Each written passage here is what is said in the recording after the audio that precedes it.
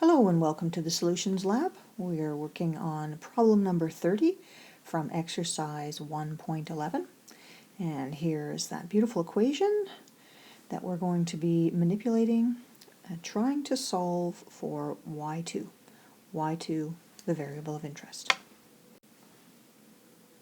Now the first thing you'll notice when you look at the equation is that the variable of interest is inside a pair of brackets or parentheses. And so if we return to our equation solving procedure, you'll notice step 1 is the case of a fraction, which we don't have, but step 2 tells us to use the distributive law when we are faced with a bracket in our equation. So we'll distribute dg into this bracket, and when we do that, multiplying dg by y2, we end up with this term, and dg times negative y1, we end up with this term, negative dg y1. So we've already rearranged our equation to eliminate the bracket. Our next step is to move from this expression to one in which the variable of interest, y2, is sitting by itself on one side of the equation and everything else on the other side. Then we'll solve for y2.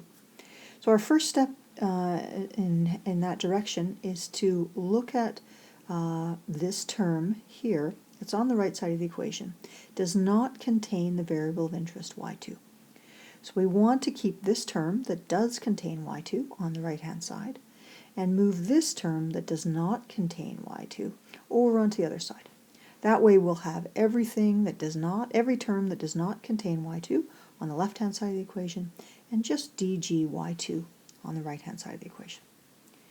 To do that, we're going to add dg y1 to negative dg y1. That will cause that term to cancel out.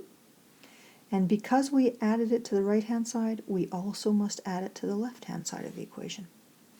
So effectively now we have dg y2 on the right-hand side of the equation and these three terms, the remaining terms, all on the other side of the equation.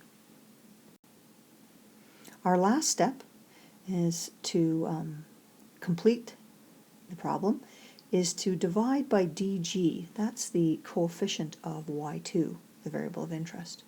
And when we divide by dg, the coefficient then cancels out, and we're left with y2 on the right-hand side and this expression on the left-hand side.